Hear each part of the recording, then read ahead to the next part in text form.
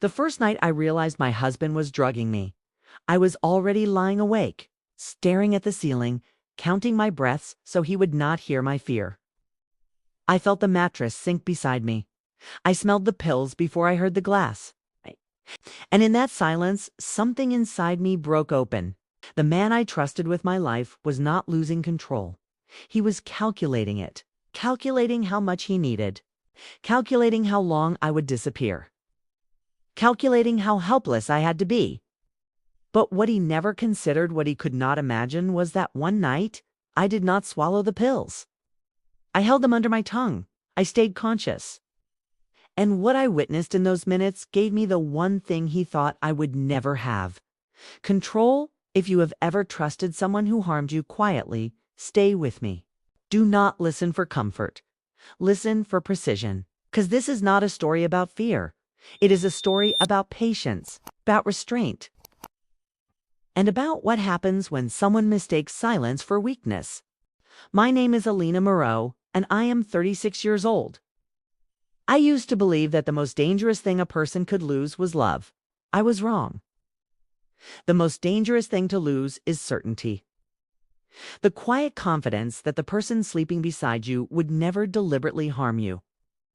The belief that your home is a place where your body can finally rest without fear. I lost that certainty slowly, the way people lose their eyesight, so gradually that by the time I realized something was wrong, I had already learned to adapt to the darkness.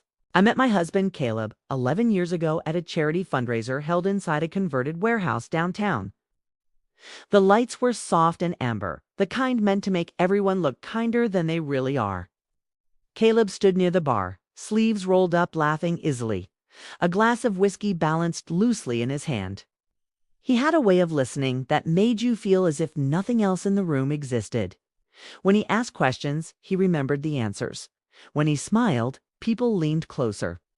I married him because he made the world feel safe. That is the lie I tell myself now, because admitting the truth would hurt too much. The truth is that I married him because he was steady, and I was tired. Tired of struggling, tired of surviving, tired of feeling as though I was always bracing for impact. Caleb offered me a life that seemed calm and orderly, like a room with all the furniture already placed. For the first few years, our marriage was quiet in the best way. We lived in a 2-story house at the edge of town, white siding, narrow front porch, a maple tree that dropped red leaves across the lawn every autumn. I worked as a freelance editor from home. Caleb managed operations at a mid-sized logistics company. Our schedules fit together cleanly, like puzzle pieces that had been designed to lock without friction. If there were warning signs back then, I did not see them. Or maybe I did and chose to look away. Caleb had a particular way of framing concern as care. He worried about my sleep, my stress, my tendency to work late into the night. He commented on the dark circles under my eyes, the way my shoulders tensed when I focused too long. He encouraged routines, early dinners, herbal teas, gentle suggestions that sounded reasonable enough to accept without argument. The first time he handed me a pill, he did it with tenderness. "You have not been sleeping," he said, brushing my hair back from my face. "Just something mild." My doctor prescribed it when I was traveling for work. It helped. I remember hesitating, not because I mistrusted him, but because I did not like the idea of needing help to sleep. Caleb noticed the pause and smiled softly, as if he understood my resistance and forgave it. "Just tonight," he said. "Shh, you deserve rest." That word, deserve, it disarmed me. At first, the pills worked exactly as promised. My body sank into sleep faster, deeper. Mornings felt thicker, like wading through fog. But Caleb always had coffee waiting. He kissed my forehead before leaving for work. He asked how I slept.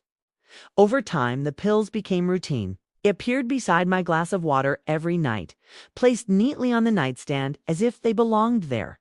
When I forgot, Caleb reminded me. When I questioned whether I still needed them, he told me stress was cumulative. That rest was preventative. That he was only looking out for me. I trusted him because trust had already become habit. The change did not announce itself. It crept in quietly.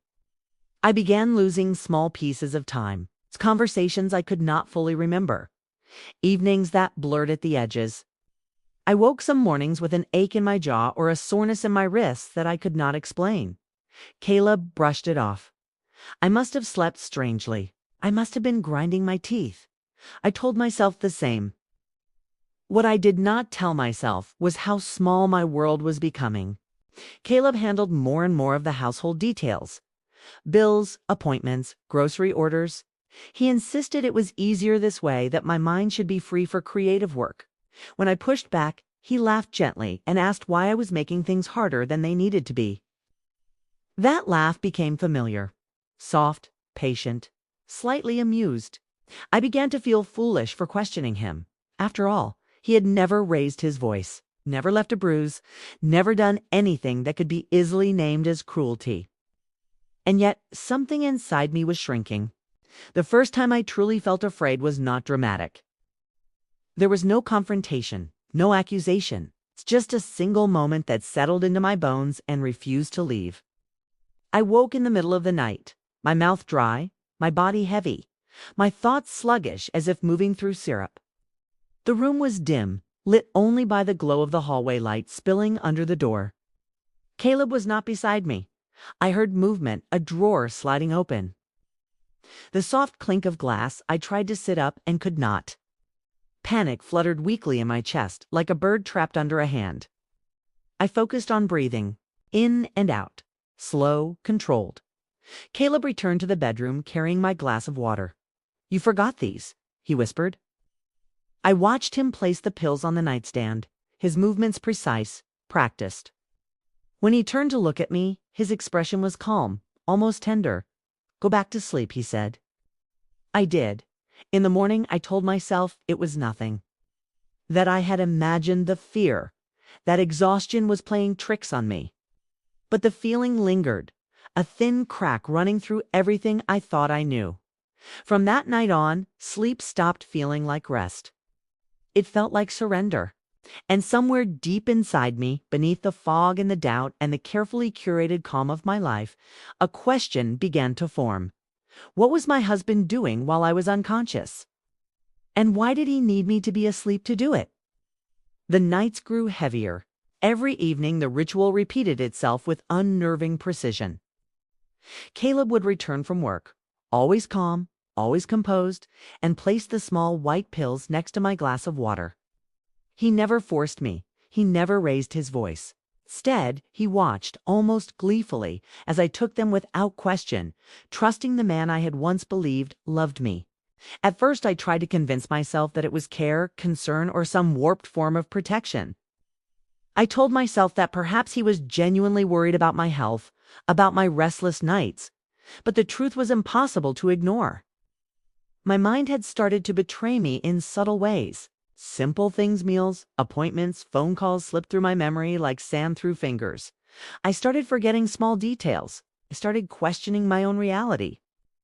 And the worst part was that Caleb noticed, but he never helped.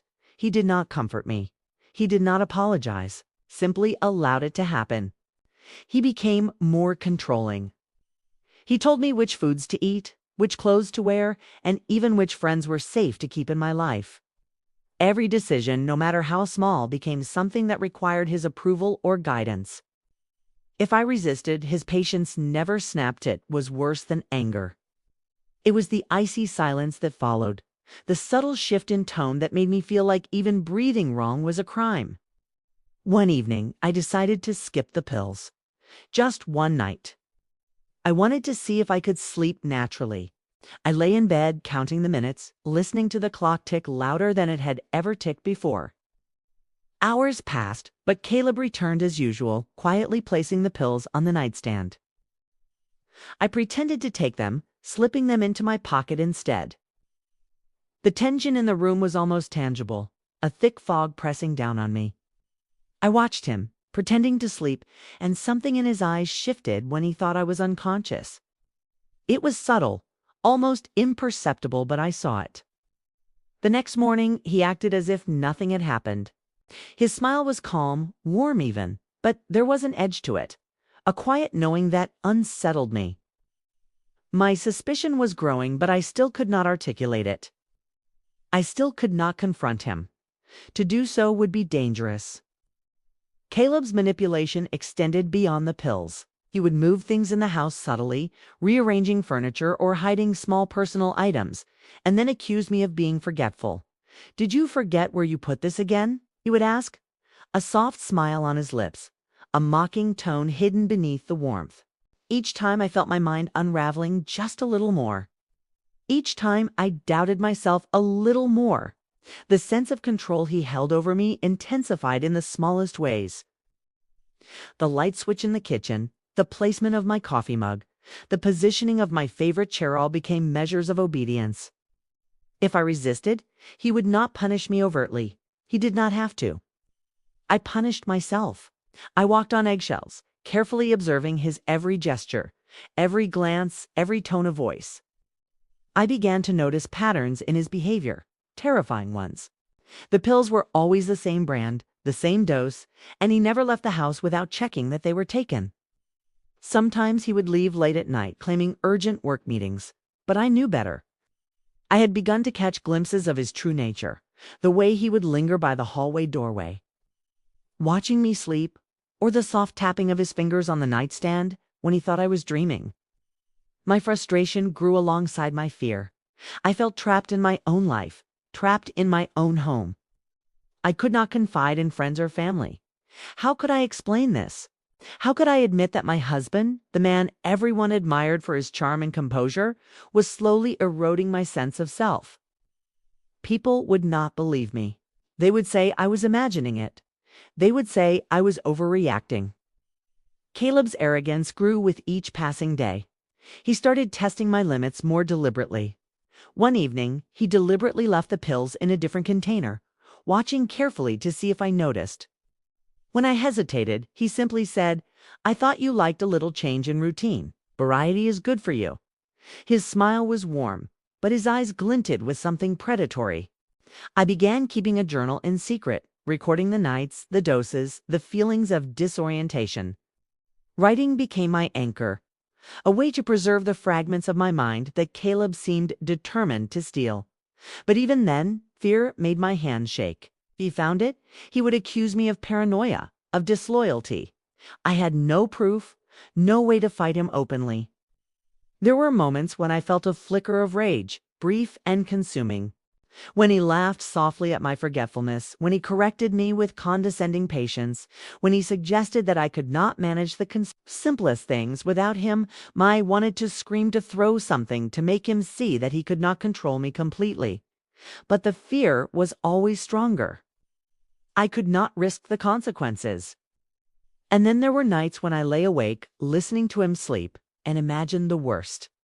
The vivid images of what he might be doing in the shadows of our home haunted me. I could hear the faint creak of doors, the low hum of the refrigerator, even the whisper of his breathing. My mind began connecting the dots. The missing hours, the unexplained bruises, the creeping fog in my memory. It was all him, all of it. And he was doing it with precision, with patience, with a meticulous cruelty that terrified me more than anger ever could. The tension between us became unbearable. Even simple conversations were charged with suspicion.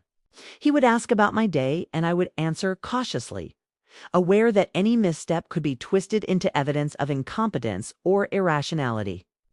I watched his every movement, memorizing the way he held his coffee mug, the way his eyes darted when he was hiding something. I felt like a prisoner in my own life, and the bars were invisible. And yet, somewhere beneath the fear and frustration, a spark of defiance began to form. A question that I could not shake. What if he had underestimated me? That thought consumed me. It burned quietly in the corners of my mind, surfacing in small, careful ways. I started testing him subtly, almost imperceptibly. I would pretend to forget things, leave objects slightly out of place, or feign exhaustion to see if he reacted. And each time, his reaction confirmed my suspicions. His control was precise, deliberate, and dependent on my ignorance. One night, I realized something terrifying and exhilarating all at once. Caleb thought he was invincible. He thought I would never resist, would never see, would never fight back. And that mistake, his arrogance, was exactly what I would use against him. I could not act yet. Not openly. But I could prepare. I could observe. I could plan. And I could wait. The thought of what was coming filled me with a strange energy, a mixture of fear and anticipation. Caleb had created the perfect environment for control and betrayal, but I had just discovered the first crack in his armor.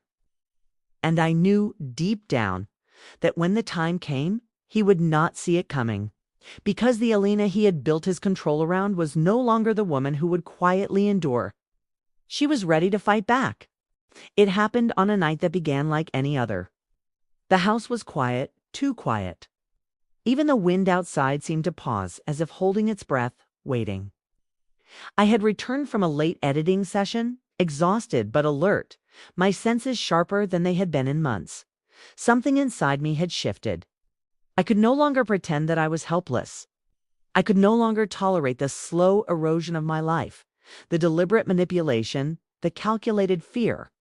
Caleb was already in the kitchen when I entered, pouring himself a glass of water. I noticed the way his fingers lingered on the counter, precise and controlled, like he always did. My stomach tightened, a mix of fear and anticipation. He looked up at me and smiled, that same warm, disarming smile that had once made me fall in love with him.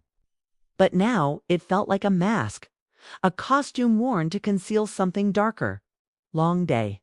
he asked, his tone casual, but his eyes sharp. I nodded, careful not to reveal the storm raging inside me. My mind was racing, replaying every detail of the nights I had been drugged, every subtle act of control he had exercised, every moment I had doubted my own sanity. I felt a surge of anger so intense that my chest ached. I could not breathe. Not yet. I had to wait. I had to be precise. As I moved toward the bedroom, I noticed the pills on the nightstand. I paused, my hand hovering over them. For a long moment, I simply stared. The sight of them, so ordinary and innocuous, filled me with a visceral hatred. They were the instruments of his control, the tools he had used to steal my autonomy. I had to remember that, had to stay focused. I sat on the edge of the bed, my fingers trembling, my mind calculating. I could no longer rely on fear to keep me passive. Fear had served him well for months. But fear could also be a weapon. If I used it wisely, it could become my shield and my sword. I remembered the first time I pretended to swallow the pills. I had seen something in his eyes then, a flicker of overconfidence, a brief moment where he believed his control was absolute. That flicker had been tiny, almost imperceptible, but it had ignited a spark in me, spark that had been growing quietly for weeks. And tonight, that spark would become a fire.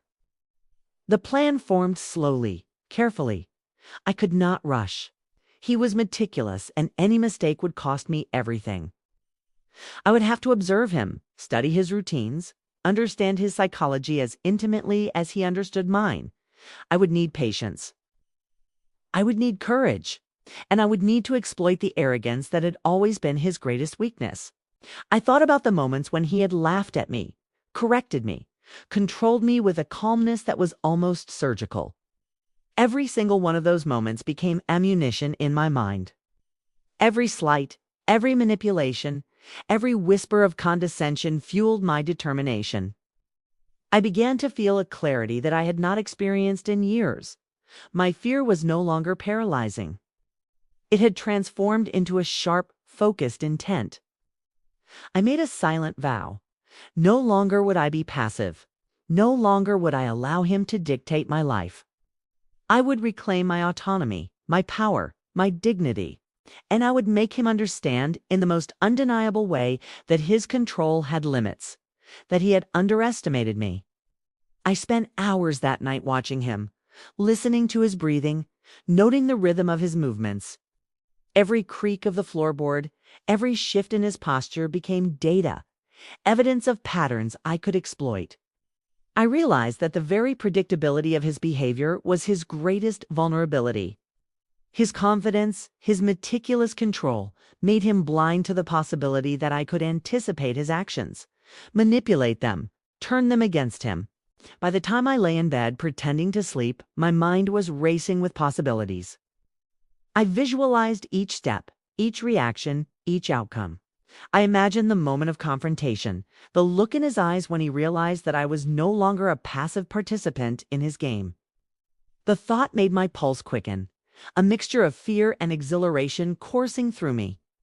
I remembered every detail of the nights I had been drugged to heaviness in my limbs, the fog in my mind, the helplessness that had consumed me. I allowed myself to feel the full weight of those memories, not to be paralyzed by them, but to fuel my resolve. I would never allow that feeling to return. I would take control of the narrative. I would make him understand the consequences of his arrogance. The next morning, I began small experiments. I would pretend to follow his instructions, then subtly test his reactions. I would move objects slightly, feign forgetfulness, act weaker than I felt. Each small test was a probe, a way to map the boundaries of his control, to identify the cracks in his carefully constructed armor. And with each observation, my confidence grew. I realized that I had been waiting for permission to act, waiting for the right moment to assert myself. But there would be no permission. The right moment had to be created, had to be engineered meticulously and patiently, like a trap laid with precision. I would need every ounce of cunning, every detail memorized, every pattern exploited. And then a moment of terrifying clarity struck me. Caleb had built his entire world on the assumption that I was compliant, obedient, and predictable. He had never imagined that I could see, that I could calculate, that I could fight back without revealing my hand. That was the opening I had been waiting for. His arrogance was my weapon. His control was my map. And tonight, I would begin to turn the tide. I lay awake, listening to the subtle sounds of the house settling, each creak and whisper echoing like a drumbeat in my mind.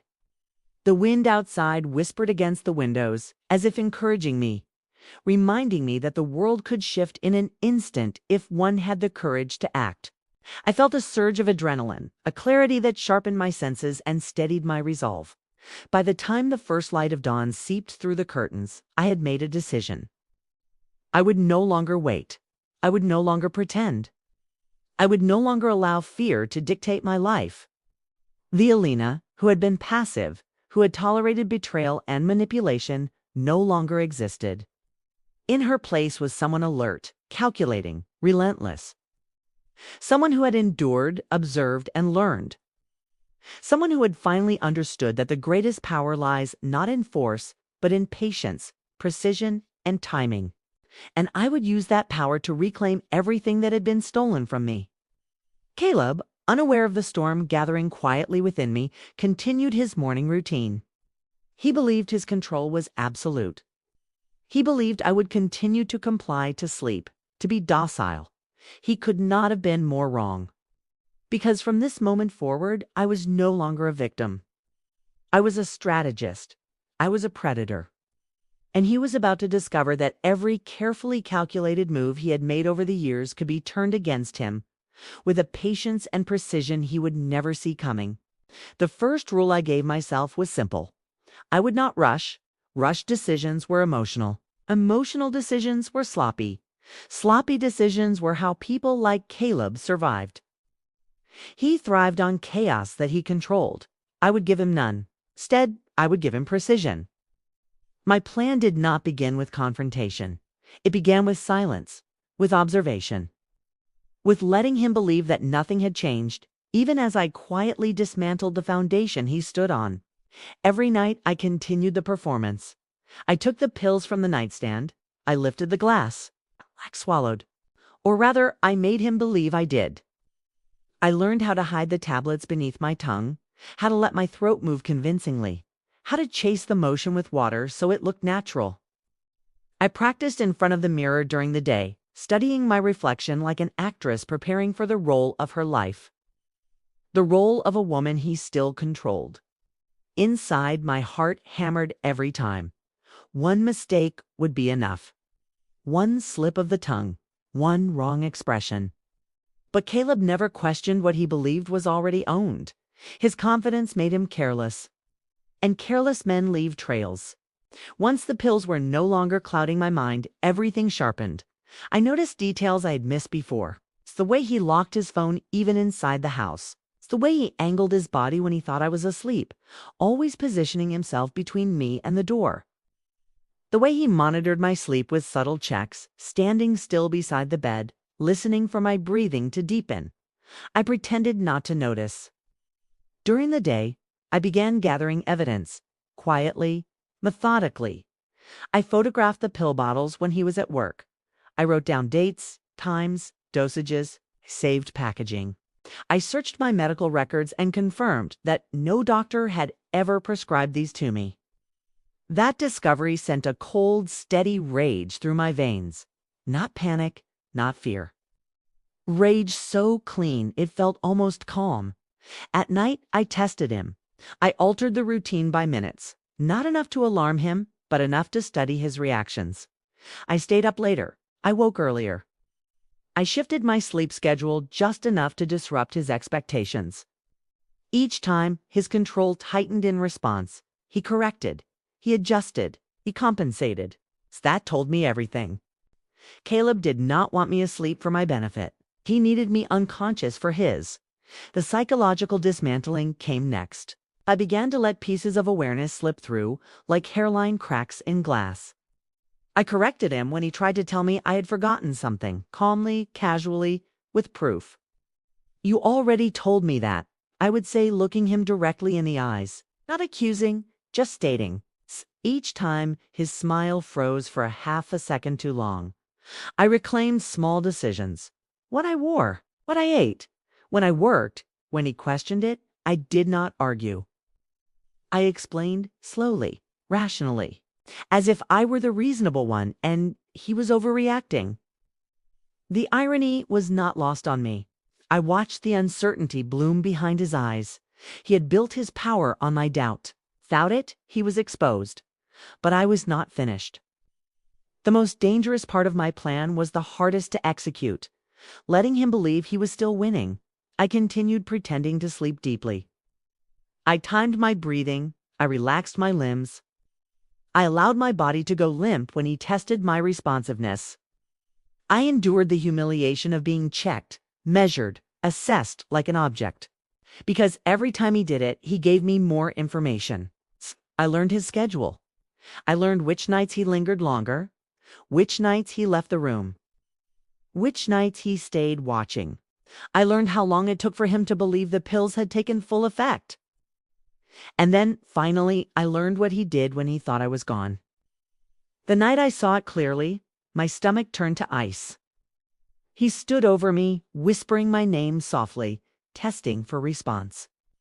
When I did not move, he reached for my wrist and pressed 2 fingers against my pulse, counting, measuring, evaluating. There was no affection in his touch, only ownership. That was the moment something in me hardened permanently. I knew then that this was not a misunderstanding, not misguided concern, not control born of anxiety. This was deliberate, calculated, predatory.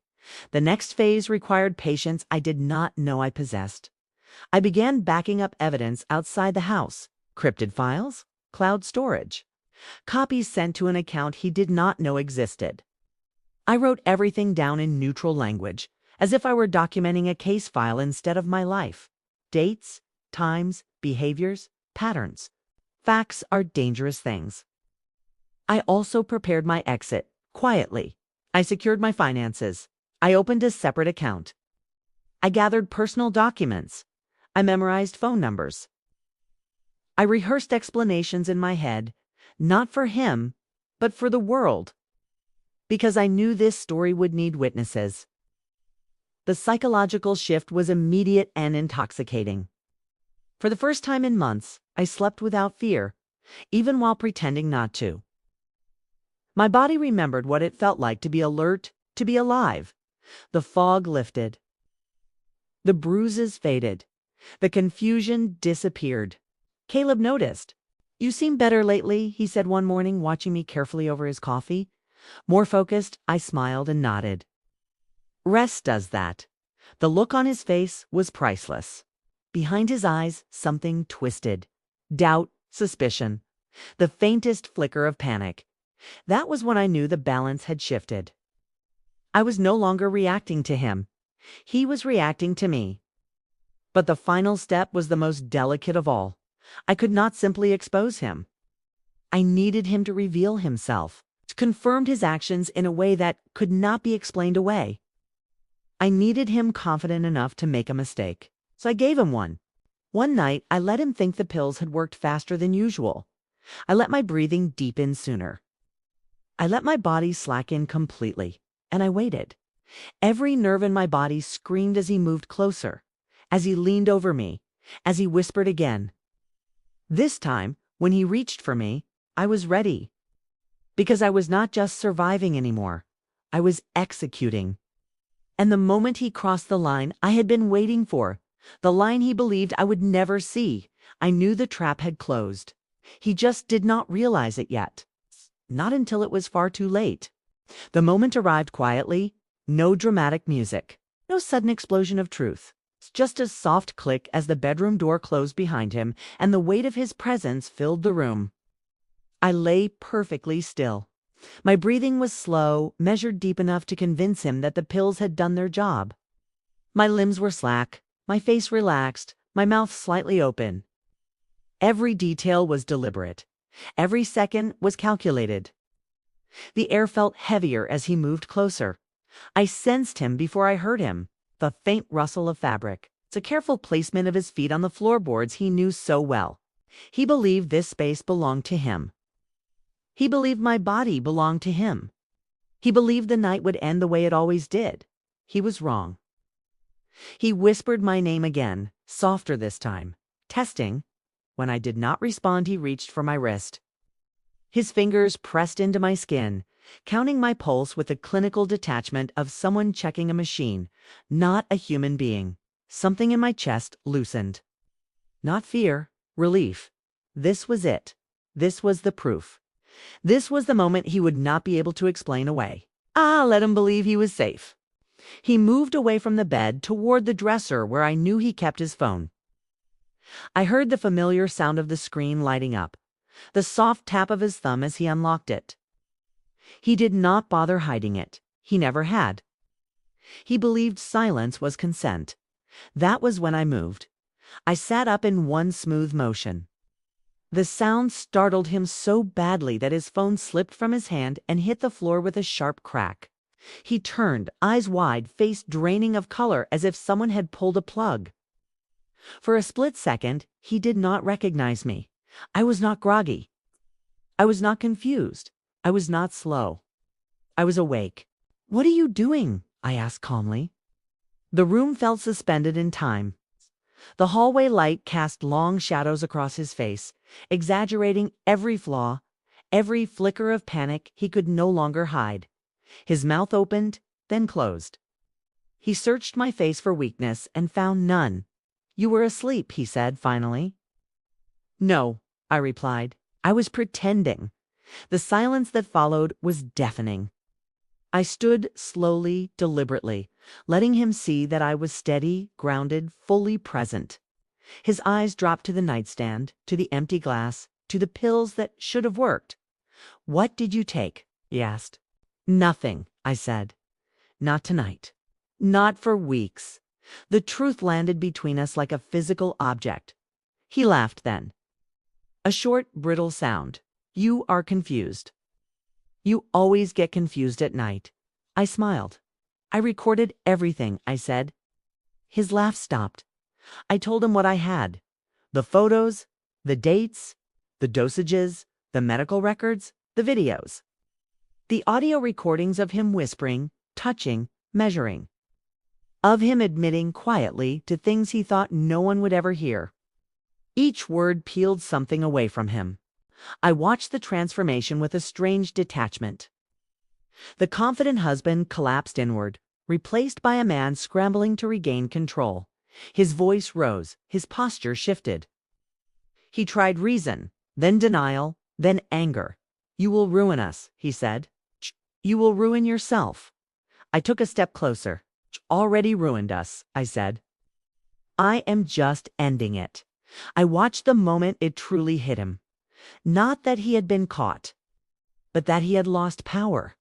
That the woman he had spent months erasing was standing in front of him, fully intact, holding his future in her hands.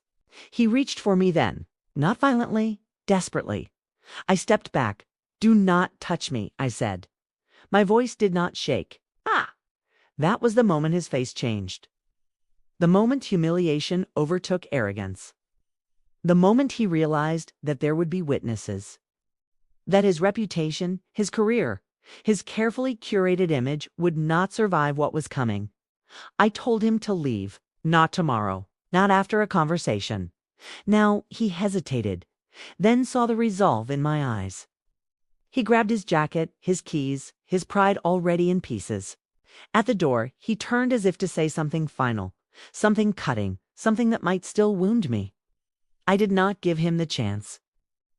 The door closed behind him with a soft, definitive click. I did not cry. I stood there in the quiet, listening to the sound of his car pulling away. Felt something I had not felt in a very long time. Space. The next days unfolded like a controlled burn. I contacted a lawyer. I filed reports. I submitted evidence. Every interaction was documented. Every step was deliberate. The truth moved faster than he expected. It always does when it is no longer trapped in silence. Caleb tried to spin the story. He always would have. Facts do not bend to charm. And evidence does not care how convincing someone sounds. When the consequences came, they came swiftly. Suspension, investigation, public scrutiny. The man who had once measured my pulse in the dark was now being examined under a very bright light. The night I finally slept alone, truly slept, the house felt different. Larger, lighter. I lay in the same bed where I had once pretended to be unconscious and let myself feel everything I had delayed. The anger surfaced first. Hot, sharp, satisfying, then relief. Then something deeper. Validation. I had not imagined it. I had not exaggerated. I had not been weak. I had been targeted. And I had survived. As dawn broke, pale light spilling across the walls, I realized something else. Revenge had not come in screaming matches or dramatic scenes. It had come in control. In patience, in precision. It had come in watching a man who believed he owned the night lose everything he thought was untouchable. And as I stood by the window, breathing in the quiet of a life reclaimed, I knew this ending was not just justice. It was freedom. It is strange how life can shift on a single decision, a single night, a single act of courage you did not know you possessed until the moment demanded it. I spent years living quietly under Caleb's control, letting fear dictate my actions. Letting his carefully constructed illusion of care blind me to the danger he posed. And yet, it was not until I stopped pretending to be powerless that I discovered the truth about myself. Karma is not always dramatic. It is not always instantaneous. It does not arrive with fireworks or cinematic flair. Often, it comes quietly, subtly, until one day the balance has shifted so completely that the perpetrator no longer recognizes the world they once controlled. For Caleb, karma arrived in the form of observation, of patience, of a deliberate reclaiming of everything he had tried to take from me. He thought he had mastered me. He thought I would never see. He underestimated the intelligence, the patience, and the resolve of the woman he tried to dominate. I learned that justice does not require rage. It does not require confrontation in the moment. True justice is strategic. 'Tis quiet, it is controlled, it is meticulous, it waits. And when it strikes, it does not merely punish, it validates, it restores. It reminds the victim that they are not the powerless figure they were made to believe they were. I also learned that fear can be transformed. For years, fear was my cage. I let it shape my decisions, limit my actions, and dull my senses. But fear is not just a weapon for others. It is a signal for self-preservation, a tool to be wielded with care. I learned to use my fear to heighten awareness, to observe more closely, to anticipate more accurately, and to plan with precision. By embracing fear rather than surrendering to it, I discovered a clarity I had never known. The aftermath of confrontation, of strategic revenge, is not always cathartic in the way movies suggest. There is no sweeping music. There are no victorious shouts. It is quieter than that. The first morning after Caleb left, I sat on the edge of my bed and simply breathed. I felt my body return to its natural rhythm. I felt my mind reconnect with itself. I realized that the real victory was not in seeing him punished, was in reclaiming my own life. It was in the knowledge that I no longer needed to tiptoe through my own home, that my decisions were once again my own, that my autonomy could not be quietly stolen again. I began to rebuild everything: my routines, my finances, my friendships. The parts of myself that had atrophied under control and fear blossomed once more.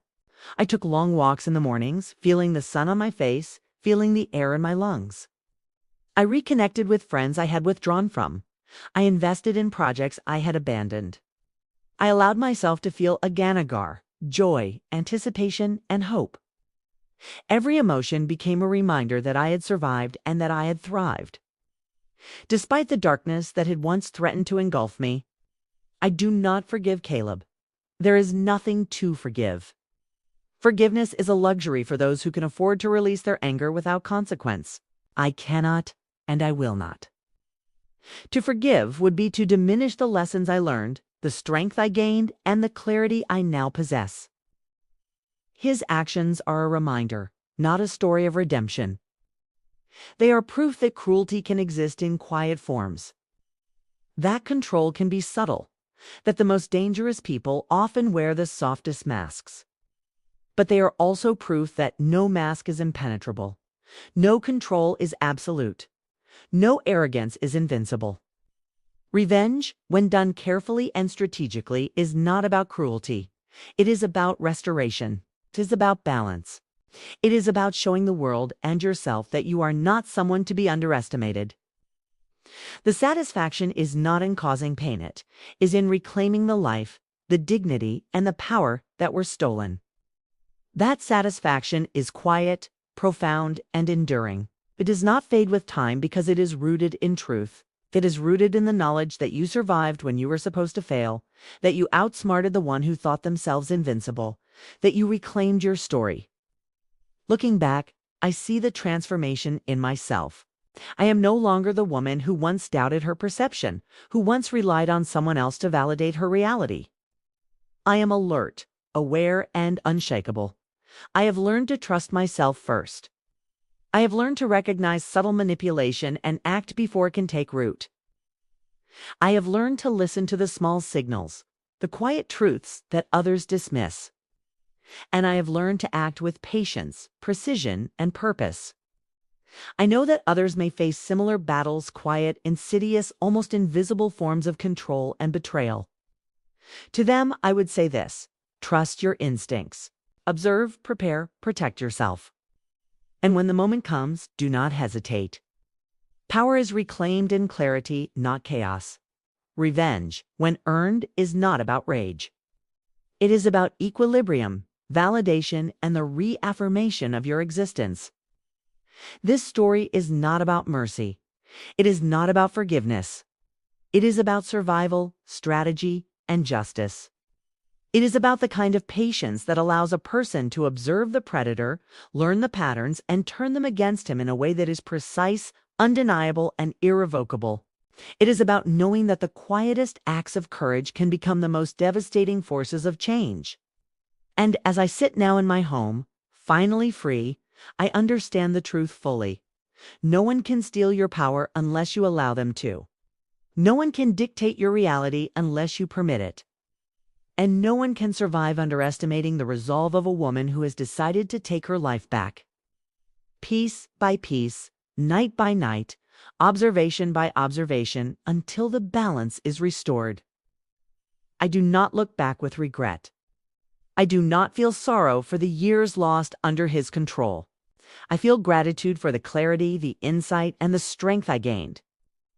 I have survived a quiet war, one that was invisible to the outside world, but all too real in my home. And I have one. If this story gave you chills, hit that like button and subscribe. Share in the comments your own most satisfying moment of taking control or reclaiming power. Remember, patience and precision are sometimes the most powerful forms of justice, and the strongest victories are earned quietly.